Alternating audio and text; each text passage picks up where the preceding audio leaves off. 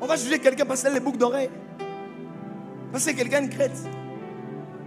Alors que quelqu'un a reçu Jésus. Plusieurs personnes ont vu lors du mariage du prophète Joël Francis Tatou, au moment des danses, tout ça. À un moment, le prophète Joël Francis Tatou dansait et tapait la danse disant « Et Yamado ».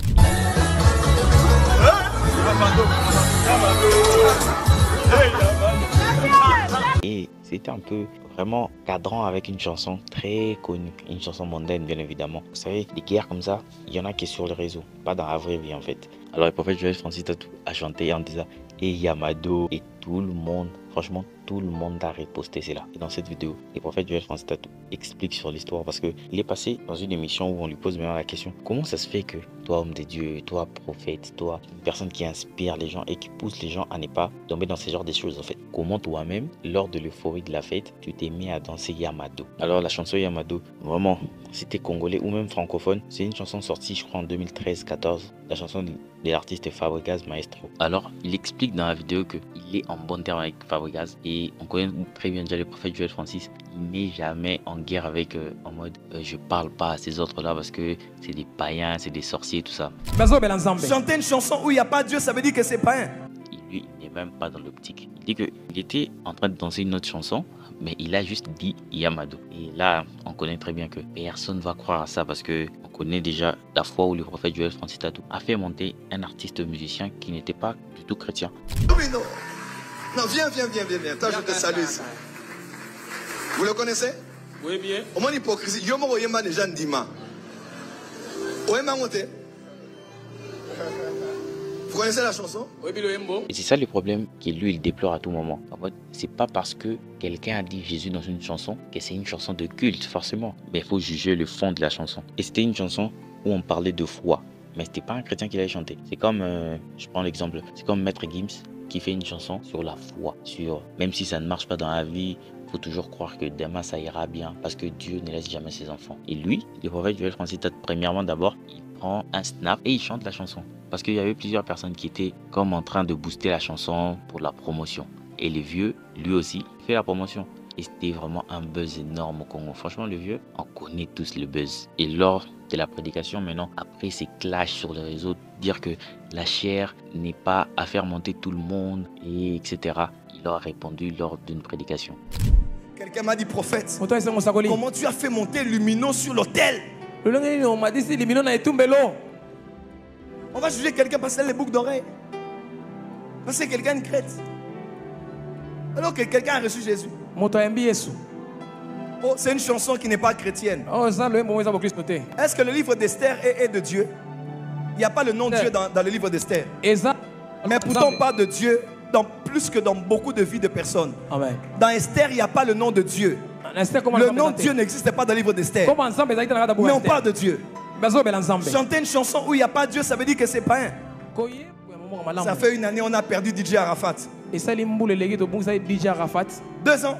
Quand il est mort, tous les chrétiens, regardez cet homme. Il voyageait, il était star. Maintenant il va aller en enfer. J'ai dit aux gens, pourquoi vouloir être prédicateur à la mort d'un païen? Vous étiez où quand Arafat était là? Alors la réponse est un peu juste. En mode, même si une chanson n'est pas chrétienne. Vous savez, il y a des certaines chansons, c'est pas chrétien.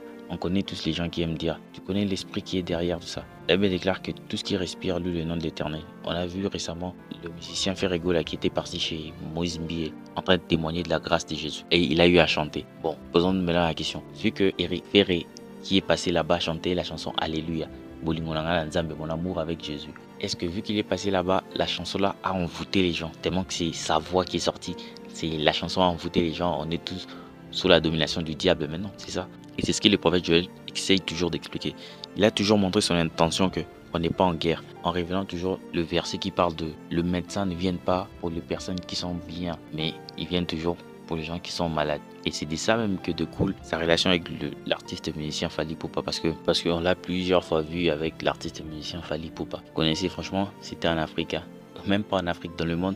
Tout le monde connaît Fally, c'est une star planétaire. Mais le prophète Joël Francis Tatou, il n'est pas autour de toutes ces guerres où toute personne qui fait de la musique mondaine, il a sacrifié ses parents. Et autour de Fally, vraiment, on a même eu à un moment des vidéos montées où on disait que Fally, voilà, c'est un enfant du diable, c'est tout ça là. Même s'il est ça, vous avez déclaré que nous sommes le sel de la terre. On ne peut pas avoir peur d'une histoire comme ça.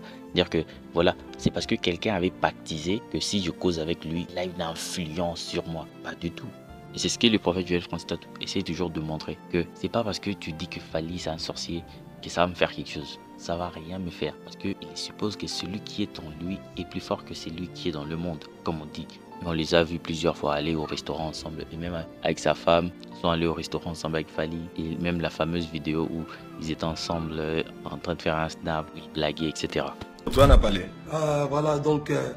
débat dans le colo. Notre frère Fally. Notre prophète Joël Francis, vrai prophète. Et puis toi tu priais. Et puis toi tu sambe. Donc il faut sambe là. Oh. Ah donc bino kazane ni bino sambe là te pour bino don doit na sambe là. Et bon ma kazane ba don doit na sambe là. Ba ligi biso na ko yeba. Tu maintenant qui m'a na bozolo ba vraiment sambe là bien. Voilà, donc en tout cas tout un vrai prophète Joël Francis, il y a hypocrite, il est temps que va battre la hypocrisie, on a beaucoup dans ça mais ça bah ça m'a versé du coup, bah ça m'a versé. Voilà, ça me rend mimi na beta cap 121 ton voyage. Oh. Yo te. Bonne journée.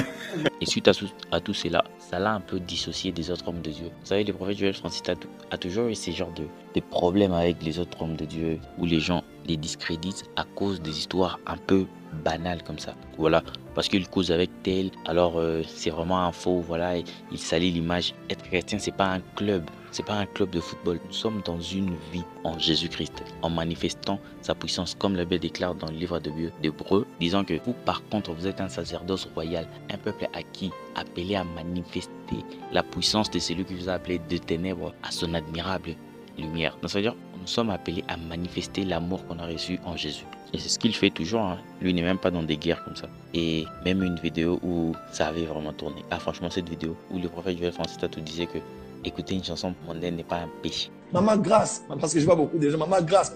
Est-ce qu'écouter la musique profane, est-ce que c'est un péché? J'aimerais vous dire la vérité, c'est pas un péché. Donc celui qui te dit écouter la musique profane, c'est un péché, il t'a menti.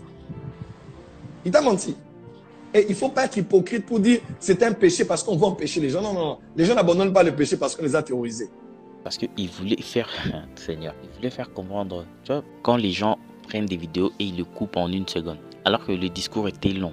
Il essayait d'expliquer, dire que c'est pas parce que tu as prononcé une phrase d'une chanson mondaine que tu as péché. Donc, des fois, les gens extrapolent avec les termes péché.